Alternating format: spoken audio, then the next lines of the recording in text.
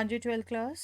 Recently आप pre board exam दे के हटे हैं बेटा, और आज से हम डिस्कस करने लगे हैं आपके प्री बोर्ड एग्ज़ाम के सॉल्यूशन। सेक्शन 8 डिस्कस करेंगे, MCQs and assertion reason question. 1 mark पर क्वेश्चन आपने फेस किया। उसमें पहला क्वेश्चन था बेटा, if A is this matrix then the value of determinant A plus determinant of adjoint A. आपको पता है मैट्रिक्स ए 3 by 3 ऑर्डर की है, तो बेटा जो आपसे वैल्यू पूछी है determinant A plus determinant adjoint A, ये एक्चुअली क्या हो गई, determinant A plus determinant A square. Result क्या होता है, determinant adjoint A, determinant A power n-1 होता है, जहाँ n ऑर्डर होता है मैट्रिक्स का। ठीक है, यहाँ 3 ऑर्डर किए तो 2 आ गया, तो डिटर्मिनेंट ए ही चाहिए इसके लिए भी आपको।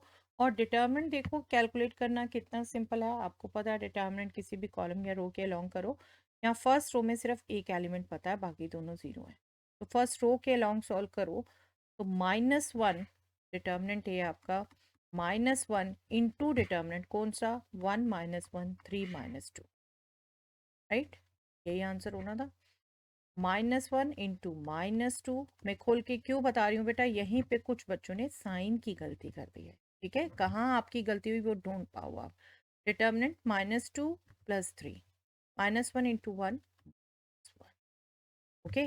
जब यहाँ पुट करेंगे determinant A is -1, determinant A square मतलब -1 स्क्वायर, दैट मीन्स +1, आंसर जी, राइट, दैट मीन्स सी। चलिए next question, if A, B and AB are matrices of order 3 by 2, A by B and 3 by 4 respectively, then number of elements in matrix B is A, B and product of A B. इन तीनों के order दिए हैं बेटा, और B matrix का order पूछा है आपसे, दैट मीन्स एलिमेंट्स पूछे हैं, that means A and B का प्रोडक्ट पूछा है आपसे। देखिए आपको पता है दो मैट्रिसेस का प्रोडक्ट डिफाइन आपका कब होता है, जब फर्स्ट मैट्रिक्स के number of column second matrix के नंबर ऑफ रोज के इक्वल हों, राइट, दैट मीन्स ये 2 और ए इक्वल होने चाहिए, तो ए 2 हो गया। और अब जो प्रोडक्ट है उसका ऑर्डर क्या है, 3/4, यहाँ से ऑर्डर क्या आता है 3/b, तो b क्या हो गया 4, दैट मीन्स b में कितने एलिमेंट होंगे बेटा, b का ऑर्डर a/b दे रखा है, तो b में एलिमेंट्स होंगे a/b, that means 2 into 4, that means 8 elements होंगे b में, that means b answer. Okay, simple order और एलिमेंट्स की understanding. Let A is this matrix and 3A plus 2B is a null matrix. Then B is equal to 3A plus 2B एक null matrix दे रखी है बेटा, और आपसे B matrix पूछा है। तो सिंपल जैसे आप इक्वेशन सॉल्व करते हैं कोई वेरिएबल में, आपको यहाँ से B कैलकुलेट करना था। देखिए ओके, मैं एक बार स्टेप बाय स्टेप दिखा देती हूँ। 0 नल मैट्रिक्स में से 3A सब्ट्रैक्ट किया आपने, -3A मैट्रिक्स ही रहेगा, और b को जो ये 2 मल्टीप्लाई हो रहा है उससे आपने राइट साइड में डिवाइड किया, तो -3/2 टाइम्स a हो जाएगी b। दैट मीन्स आपने a के सभी एलिमेंट को, a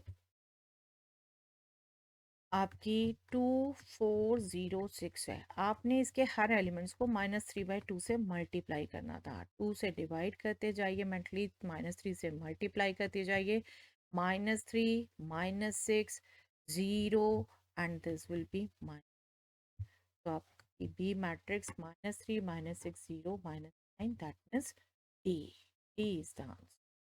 okay, next question, for what value of k may the function fx defined as this become continuous? Split function है बेटा, 0 पर स्प्लिट हो रहा है, और 0 के लेफ्ट में डेफिनेशन है k into x square plus 1, 0 के राइट में डेफिनेशन है x प्लस 1। ठीक है, 0 पर यही डेफिनेशन है। अब कंटिन्यूस है, बिल्कुल आपको पता है कंटिन्यूटी। ओके, मैं यहाँ पर कंटिन्यूटी यूज करेंगे 0 की, एक बार लिख देती हूँ मैं। ये आपका रिजल्ट आप यूज करते हो, limit left limit at 0 will be equal to right limit at 0 will be equal to f0। पर मैं आपको बार बार कहती हूँ बेटा, जब ऑब्जेक्टिव क्वेश्चन आए, आपको पता है ये पॉलिनोमियल एक्सप्रेशंस हैं, इसमें पुट करके ही वैल्यू निकलनी होती है, एच फॉर्म में चेंज करके टाइम लगाने की जरूरत नहीं है। यहाँ पे आपकी लेफ्ट लिमिट आने वाली है के इंटू 0+1, राइट लिमिट आने वाली है सीधा 0+1, और फंक्शन की वैल्यू खुद के, मतलब यहीं से आपका सिर्फ निकल जाता है k is equal to 1, k is 1, answer is A. Okay, तो ये सब काम करना ना बेटा आप ऑब्जेक्टिव के लिए अवॉइड करिए, सीधा निकालने की कोशिश करिए। आना इससे भी यही है, बट ऑब्जेक्टिव में आपकी कैलकुलेशन किसी ने नहीं देखनी ना, वहीं तो टाइम बचा सकते हैं हम। चलिए next question. Two events A and B will be independent if A and B are mutually exclusive. ये चार ऑप्शन में से ढूंढना है बेटे।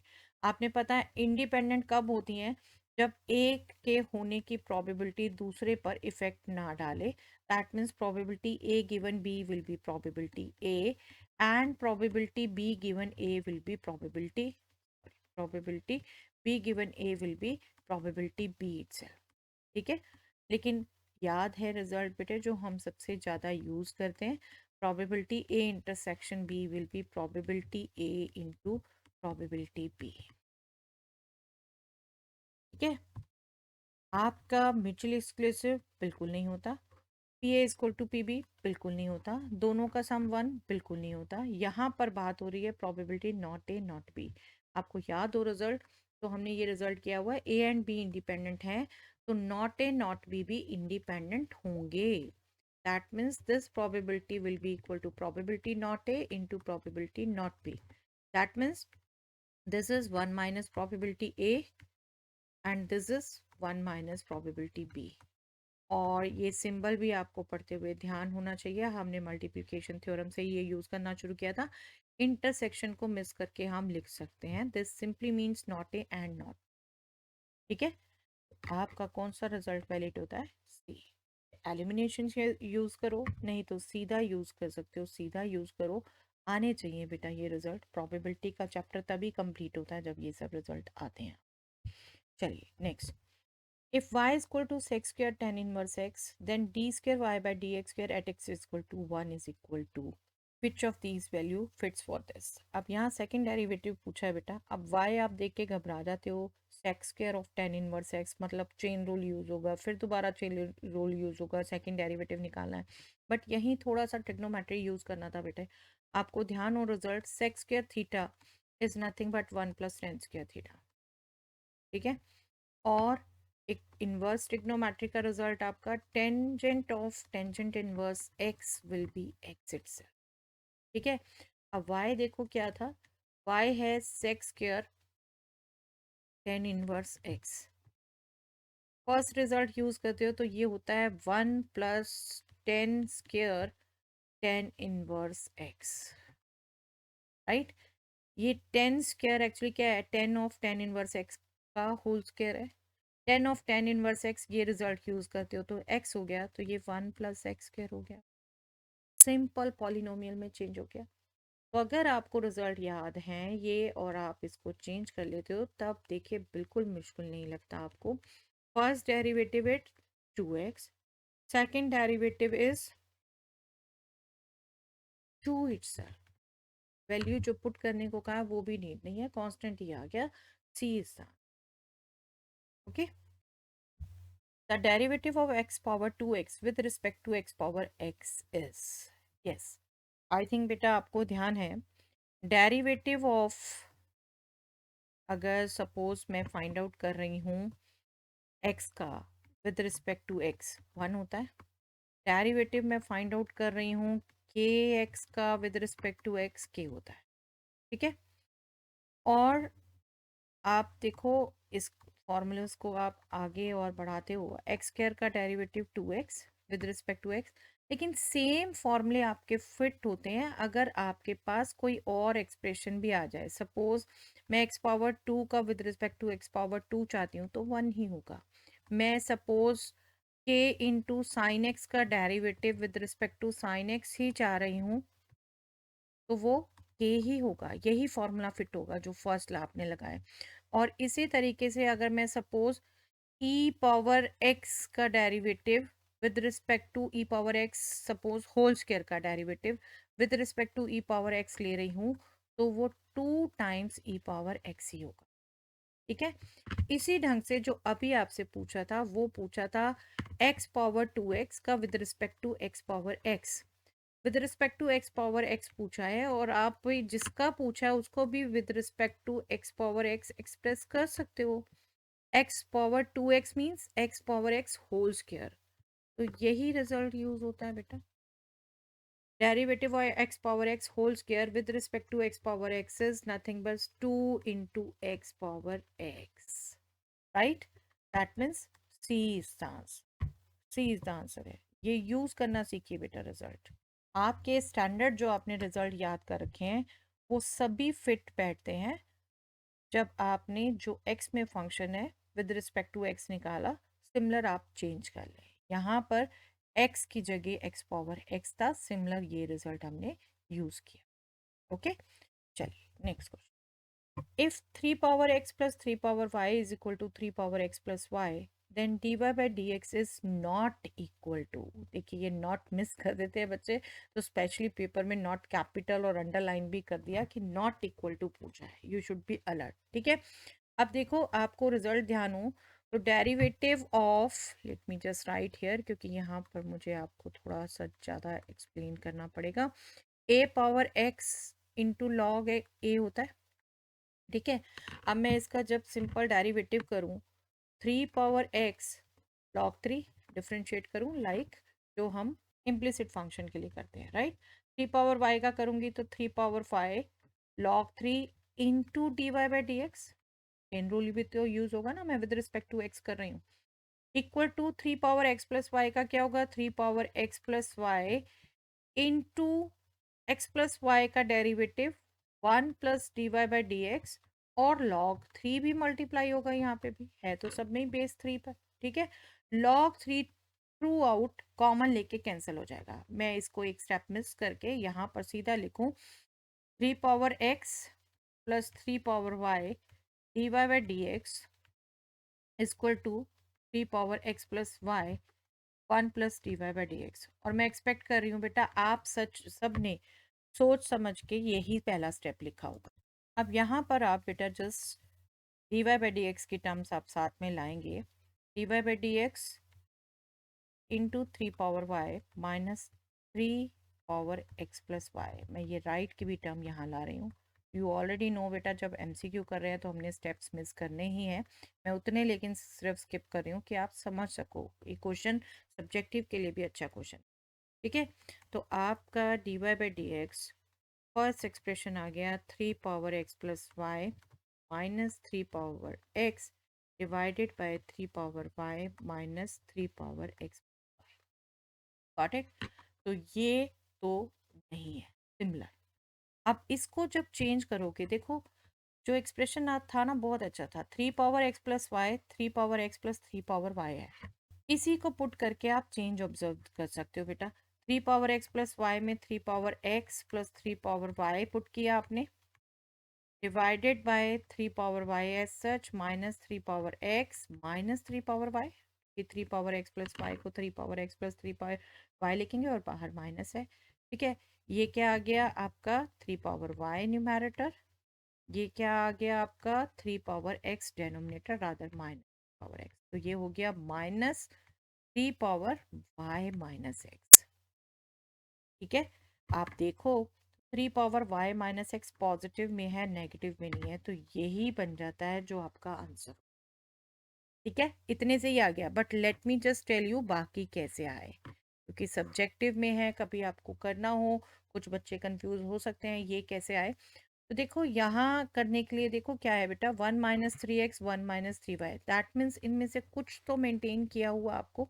लेट मी जस्ट टेक, जब आप यहाँ पर इंडिसेस का एक result a power m plus n is equal to a power m into a power n use करो न्यूमैरेटर में, dy by dx will be 3 power x into 3 power y minus 3 power x divided by 3 power y minus 3 power x into 3 power y।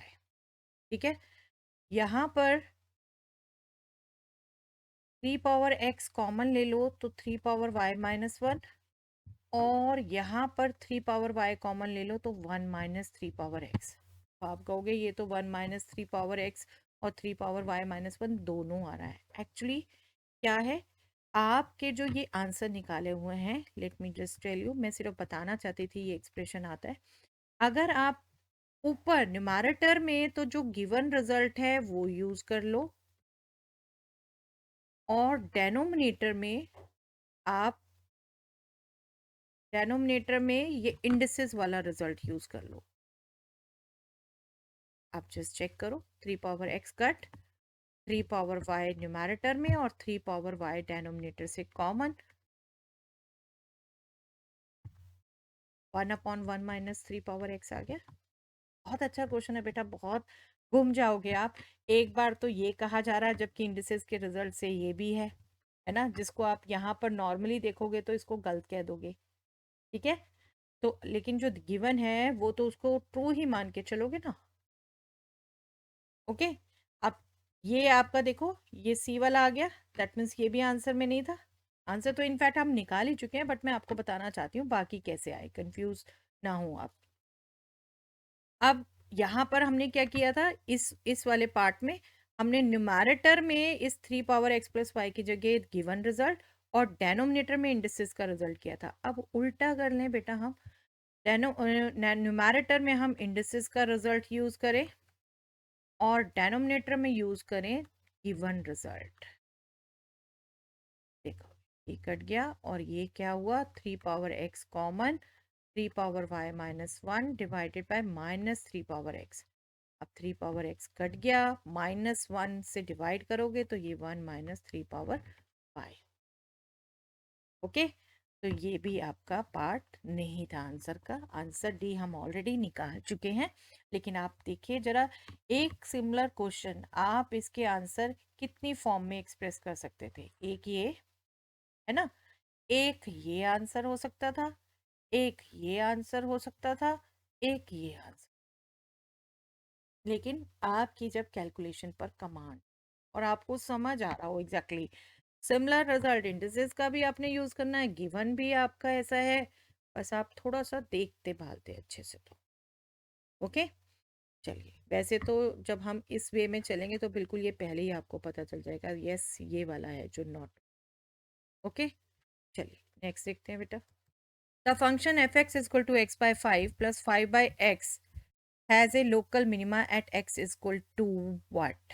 देखो बिल्कुल local maxima minima आपको पता है बेटा, first derivative आप zero रखते हैं। ओके, मैं एक बार कर देती हूँ, नो इशू।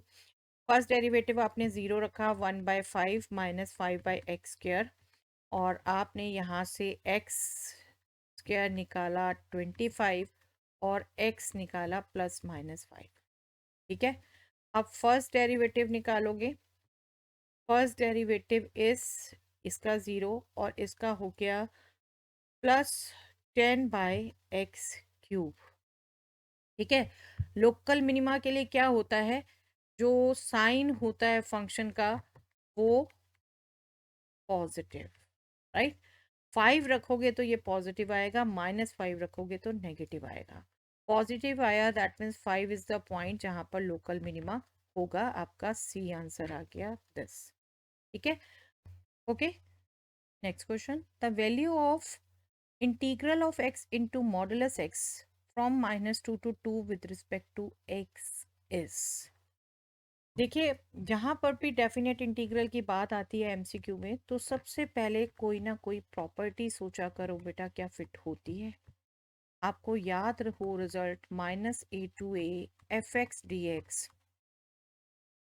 जीरो होता है अगर एफ एक्स एक ऑड फंक्शन है।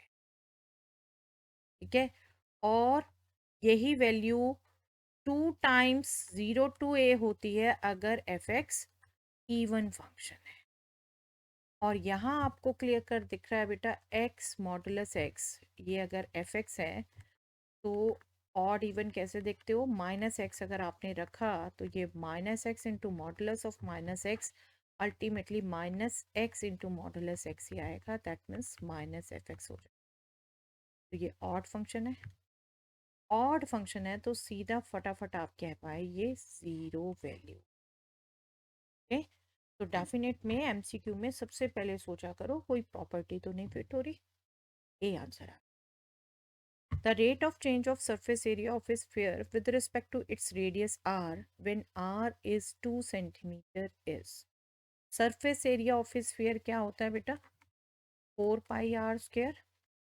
आपसे कहा है ये सरफेस एरिया का rate of change with respect to radius ही, जबकि रेडियस हो 2 सेंटीमीटर। अब इसका विद रिस्पेक्ट टू रेडियस ही आपने रेट ऑफ चेंज निकालना है, तो मतलब इसको आर के विद रिस्पेक्ट ही डिफरेंशिएट करना है। क्या हो जाएगा? 4 pi into 2 R, that means 2 pi R. और आपको ये निकालना है आर इक्वल टू 2 सेंटीमीटर पे, बस उसे पुट कर दीजिए। This will B 16 pi centimetre square पर सेंटीमीटर। यूनिट भी ध्यान रखिए बेटा, यूनिट में भी गलती नहीं होनी चाहिए। This is the answer, C is your answer, 16 pi centimetre square पर सेंटीमीटर। चलिए next question. Integral of F X with respect to X from 0 to 2a is 0 if, ये भी एक प्रॉपर्टी है बेटा, ये भी एक प्रॉपर्टी है और आई होप आपको ध्यान रहता है। यस, दिस इज, ये जीरो होती है जबकि F of 2a minus F x होता है। और अगर F of 2a - x F x हो, ये केस हो, तब 0 to 2a एफ एक्स आपका चेंज हो जाता है twice of 0 to a F x में। प्रॉपर्टी सारी अच्छे से याद रखिए बेटा, ताकि ऐसे ही फटाफट यूज कर पाए। ठीक है, next question. The degree of the differential equation d cube y by dx cube whole square plus d square y by dx square whole cube plus dy by dx whole power 4 is x। Polynomial form में लिखा हुआ है derivative के, highest order derivative ढूंढिए, उसकी power 2। तो degree simple to find करना, b is the answer। Okay, 2। The differential equation dy by dx is equal to fxy will not be a homogeneous differential equation if fxy is। इनमें से किस में homogeneous नहीं होगा? Clear cut ये function दे रहा है, दिखा रहा है बेटा, sine X plus sine Y, special function involve है। अगर ये होमोजीनियस होता तो साइन इसमें X by Y, Y by X या ऐसा कुछ आ रहा होता, कुछ नहीं है। और दूसरी जो आप देखते हो टेक्निक, ये आपके डिग्री सेम रहे न्यूमैरेटर डिनोमिनेटर में, देखो सेम चल रहे हैं ना सिमेट्रिकल फंक्शन। यहाँ भी easily X square by Y square plus X Y by Y square करोगे, एक्सप्रेस हो जाए। सारे ये फंक्शन आप डील कर चुके हो, एक्सप्रेस हो जाएंगे। तो ए है जिस पर होमोजीनियस नहीं हो। The unit vector perpendicular to both vectors this and this.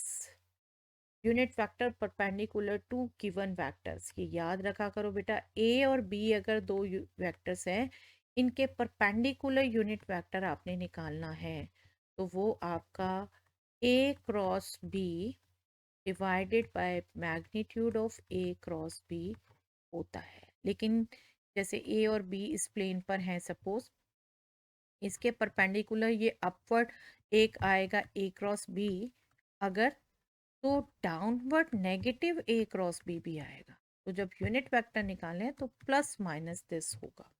ठीक है, तो आपको इनका ए क्रॉस बी पता होना चाहिए। आई जे के फर्स्ट रो, आई प्लस जे आपको एक वेक्टर रखा है, दैट मीन्स 1 1 0। दूसरा आई माइनस जे क्या रखा है, दैट मीन्स 1 - 1 0। इसको आपने निकाला है ए क्रॉस बी को, दिस इज 0 आई। अब इसके लॉन्ग करोगे तो भी 0 आएगा, 0 जे। और इसके लॉन्ग करोगे तो माइनस -2 के। ठीक है, तो यूनिट वेक्टर क्या हो गया, के। पर यहाँ बेटा एक्चुअल में इतने की भी नीड नहीं है। आपको बार बार कहती हूँ, एमसीक्यू कराते हुए बिल्कुल एक तरीके से सब्जेक्टिव रिवीजन भी कराती हूँ आपको मैं। ये रिजल्ट रिवाइज कराना बहुत ज़रूरी था, ये आपका इनफैक्ट लाइंस में भी यूज हो जाता है बहुत। अभी आप अगर समझो, देखो ये एक्स वाई प्लेन है, ठीक है, आई प्लस जे भी यहीं होगा, आई माइनस जे भी यहीं होगा, इसी प्लेन में, एक्स वाई प्लेन में। तो जो इनका वेक्टर प्रोडक्ट होगा, ये जो हम बात कर रहे हैं, इसके होगा वो इनके परपेंडिकुलर होगा ना, और वो के डायरेक्शन में होगा, के डायरेक्शन में, जेड के डायरेक्शन में। तो डायरेक्टली भी यहाँ से फटाफट ऑब्जर्वेशन से आप सी आंसर निकाल सकते हैं। ये आई खुद इसी प्लेन में है, जे खुद इसी प्लेन में है, आई प्लस जे अगेन खुद इसी प्लेन में है, सिर्फ ये वेक्टर है जो इनके परपेंडिकुलर है। ठीक है, और इसका मैग्नीट्यूड 1 यूनिट है। तो मैं सजेस्ट करूंगी इतना सीखो बेटा, इतने की भी नीड ना हो, आप ऑब्जर्वेशन से ही आंसर दे दो। एमसीक्यू ट्रिकी होते हैं कई बार, हम बस देखते गौर से नहीं है। ठीक है, चलिए नेक्स्ट क्वेश्चन बेटा। Let P be any vector such that magnitude of B is B, the value of magnitude of B cross I whole square plus B cross J whole square, magnitude का square है, magnitude of B cross K whole square is, इनमें से क्या हो। बहुत अच्छा question है ये भी बेटा, रिजल्ट रिवाइज कराने के लिए। देखिए पहले मैं आप ओके एक का देखो निकालूं, b vector cross i vector का मैग्नीट्यूड अगर मैं निकालूं, बाय डेफिनेशन आप क्या कहोगे, बी वेक्टर का मैग्नीट्यूड आई का magnitude into sine of angle between b vector and i, that means direction angle ही है जो एक्स एक्सिस के साथ बन रहा है जब आई के साथ बात कर रहे हैं, तो साइन अल्फा, ये बी वेक्टर है आपका, ये सपोज एक्स वाई जेड, ये जो एक्स एक्सिस के साथ एंगल बना रहा है वही अल्फा होगा, वाई के साथ ये एक्स, ये वाई, ये जेड, ये बीटा होगा, ये गामा होगा। जब मैं आई के साथ क्रॉस प्रोडक्ट कह रही हूँ तो बेसिकली मैं इसके अलोंग एक्स के अलोंग ही बात कर रही हूँ ना, मैं एक्स के अलोंग ही वेक्टर है ये, उसके साथ एंगल की बात कर रही हूँ और पॉजिटिव डायरेक्शन की बात कर रही हूँ, तो ये डायरेक्शन एंगल ही होगा। ठीक है, अब मैग्नीट्यूड के कर बात करें तो एन यूनिट वेक्टर नहीं आएगा। तो अगर इसको यूज करो, और अच्छा इसको भी मैं चेंज कर लूँ, magnitude B is B, magnitude of I is 1 sin alpha, B sine alpha हो गया। तो ये जो पूरा एक्सप्रेशन हमसे पूछा है, सपोज मैं इसको ए लिख देती हूँ, ए जो हमसे पूछा है ये फर्स्ट पार्ट हो गया बेटा B square sine square alpha, ऐसे ही सेकंड पार्ट जब यूज करोगे that will be b square sine square beta, direction angle with y axis, और थर्ड पार्ट होगा b square sine square gamma. Okay, b square common आ गया अगर, तो ये आपका बन गया b square into sine square alpha plus sine square beta into sorry plus sine square gamma. और आपको अगर डायरेक्शन कोसाइंस की प्रैक्टिस है तो ये आपका 2 होता है बेटा, B square into 2 that means 2b², C is the answer.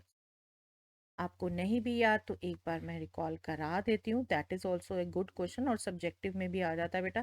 Direction cosines का सम 1 होता है, ये आपको डायरेक्टली पता है। जब alpha beta gamma direction angle है तो cos alpha cos beta cos gamma direction cosines हैं, उनके स्क्वायर्स का सम 1 होगा। बस इसमें आप ट्रिग्नोमेट्री यूज कर रहे हो, cos square alpha is 1 minus sign square alpha, cos square beta is 1 minus sign square beta, cos square gamma is 1 minus sin square gamma. This is 1. 1 plus 1 is 3. और इधर से 1 आ रहा है सब्ट्रैक्ट, और ये साइन स्क्वायर अल्फा सब right में जाएंगे तो पॉजिटिव हो जाएगा, sign square alpha plus sine square beta plus sine square gamma, क्या आ गया ये 2, 2 जो हमने, तो ये रिजल्ट आपको याद रहने चाहिए बेटा। डायरेक्शन एंगल्स के लिए cos square alpha plus cos square beta plus cos square gamma is 1 and this is 2, ये याद रहने चाहिए, रिजल्ट ऑब्जेक्टिव में बहुत। और जो हमने ये रिजल्ट की यूज़ किया अच्छे से, आई एम श्योर ये बच्चे काफ़ी कंफ्यूज हुए हैं, आई नो, चेकिंग मैंने की है, तो ध्यान रखिए। If alpha, beta and gamma are the angles which a line makes with positive direction of x, y and z axis respectively, then which of the following is not true? चलिए अभी पिछला question ही हमने direction angles का कर लिया। By chance देखिए आपको ये पहले दो रिजल्ट तो पता है, ये तो ट्रू है, ठीक है, हमें नॉट ट्रू बताना है। अब देखो cos square alpha plus cos square beta is sine square gamma लिखा है, अगर मैं यहाँ से इसको ले जाऊँ 1 minus cos square gamma sign square gamma हो जाएगा, तो ये भी ट्रू है। तो हमारा आंसर क्या हो जाता है ये, इसको एक बार लिख भी दूं मैं, अगर cos 2 अल्फा एक्चुअली क्या होता है आपका 2 cos square alpha -1, cos 2 beta होता है 2 cos स्क्वायर बीटा -1, और cos 2 गामा क्या होता है 2 cos स्क्वायर गामा -1। ओके, ये -1 -1 -1 3 इधर ले गए। मैं बता दूं इसको भी पूरा आपको यहाँ से क्या रिजल्ट आ रहा है। 1 + 3 4 हो गया, 4 और 2 जो कॉमन लेंगे वो डिवाइड करेंगे 2, जबकि ये रॉन्ग है और नॉट ट्रू ही पूछा है बेटा, not true. D is your answer. ठीक है, यही रिजल्ट आपको याद है डायरेक्शन को साइंस के, तो आप इजीली निकाल सकते हैं। Alpha beta gamma direction angles है, तो ये दोनों रिजल्ट याद रखिए बेटा, A B P B L square plus M square plus N square, यहाँ से जो आप याद रखते हैं बी, तो वही रिजल्ट है ना, इससे कन्वर्ट किया हुआ ये भी।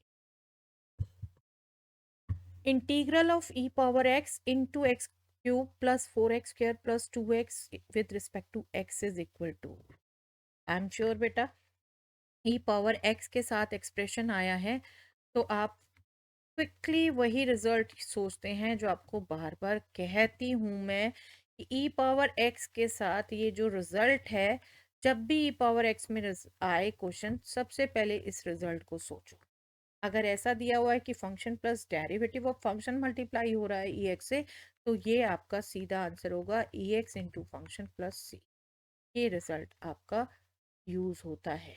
हाँ, नहीं एडजस्ट होगा तो बाय पार्ट्स करोगे। अभी देखो, एक्स क्यूब का डेरिवेटिव आप फटाफट सोच सकते थे 3x स्क्वायर, लेकिन ये तो 4x स्क्वायर है। नो डाउट, आप इसको सेपरेट करो, एक्स क्यूब 4 को हम सेपरेट कर सकते हैं 1 + 3, एक्स स्क्वायर एक रह गया, 3x स्क्वायर दूसरा हो गया, और 2x भी तो है साथ में। एक्स स्क्वायर का डेरिवेटिव 2x, मतलब ये फंक्शन, ये इसका डेरिवेटिव। इतना सिंपल था, यहाँ चेक करना बेटा, ये फंक्शन, ये इसका डेरिवेटिव, इस रिजल्ट को यूज किया आपने, तो e x into function that means x cube plus x square plus constant of integration, ये आपका आंसर हो गया ए। ओके, चलिए नेक्स्ट असर्शन रीजन क्वेश्चन बेटा। चलिए मैं एक बार रिकॉल करवा देती हूँ, ये भी जिस भी बच्चों ने अभी तक नहीं ध्यान दिया हूँ ये क्वेश्चन। आपको इन क्वेश्चंस में 2 स्टेटमेंट दे दी होती हैं बेटा, असर्शन ए लिख दिया जाता है जिसे रीजन आर लिख दिया जाता है, लेकिन ये 2 इंडिपेंडेंट स्टेटमेंट हैं। आप दोनों को केयरफुली पढ़ो, देखो कि कौन सी सही है कौन सी गलत है। क्या दोनों सही है? दोनों सही है तो क्या जिसको रीजन कह रहे हैं वही असर्शन के करेक्ट होने का एक्सप्लेनेशन है? ठीक है, अगर है तो ए चूज करो बेटा, अगर नहीं है, दोनों सही है लेकिन एक्सप्लेनेशन नहीं है वो करेक्ट, तो बी चूज करो। अगर असर्शन मतलब पहली वाली स्टेटमेंट ट्रू है, दूसरी वाली ये आर वाली फॉल्स है, तो सी चूज करो। अगर असर्शन फॉल्स है, रीजन ट्रू है, तो डी चूज। ओके, यही आपका पैटर्न रहता है इन क्वेश्चंस में। अब असर्शन पढ़े हम, तो cos inverse cos 25π/3 is equal to π/3। देखो, कॉज इनवर्स कॉस 25π/3 है। अगर 25 को हम 3 से डिवाइड करें तो ये आता है बेटा हमारा 8π। 8π + π/3, और 8π बिल्कुल 2π का मल्टीपल है। आपको याद होना चाहिए result, cos 2nπ plus theta is cos theta itself. Okay, तो ये आपका होगा cos इनवर्स cos π/3। ट्रिग्नोमेट्री का ये रिजल्ट यूज किया, और cos इनवर्स cos थीटा भी थीटा होता है जबकि उसकी प्रिंसिपल वैल्यू ब्रांच में हो, और cos इनवर्स की प्रिंसिपल वैल्यू ब्रांच क्या है बेटा आपकी 0 to π, बिल्कुल उसमें है। तो ये स्टेटमेंट तो ट्रू है। ठीक है, असर्शन ट्रू है। अब रीजन पे आए, the range of the principal value branch of the function y is equal to cos inverse x is 0 to π। बिल्कुल सेकंड रीजन हमने यही यूज किया है। कई बार बच्चों को कंफ्यूजन हो जाता है कि रीजन तो ये अधूरा है, बिल्कुल अधूरा है बेटा, ये भी रीजन होना चाहिए, बट ये करेक्ट है, जितना भी यूज हुआ है करेक्ट है, ये करेक्ट है, और ये इसके एक्सप्लेनेशन भी है। तो आप इसे कहेंगे assertion and reason both are correct and this is the correct explanation, that means A। ठीक है, हाँ बिल्कुल मैं मानती हूँ यहाँ अधूरा है, लेकिन जितना है वो सही है, तो आप एक्सपेक्ट कर लीजिए बेटा। मैं वरना मानती हूँ, मुझ मेरा पर्सनल है कहना कि ये अधूरा है, आंसर ये भी मेंशन होना चाहिए। ठीक है, चलिए एनीवे, लेकिन जो ट्रेंड चल रहा है वो यही चल रहा है कि जितना भी लिखा है वो अगर उसका पार्ट है एक्सप्लेनेशन का तो आप यस कर दीजिए। ओके, चलिए। assertion for two non-zero vectors a and b, a cross b is b cross a। Clear cut पता है बेटा आपको, कॉम्पिटेटिव नहीं होता वेक्टर प्रोडक्ट, तो ये फॉल्स है। ठीक है, for two non zero vectors A and B, A dot B is B dot A, yes dot product competitive होता है, तो ये ट्रू है। assertion is false, reason is true, that means D is the answer। Simple थे बेटा बिल्कुल assertion reason question आपके। I hope आप कैच कर पा रहे हो कहाँ आपकी कैसे मिस्टेक हुई है, और कुछ कुछ छोटे छोटे टिप्स भी आप नए नए सीखे हो। चलिए आज के लिए इतना ही बेटा, नेक्स्ट सेक्शन डिस्कस करेंगे नेक्स्ट।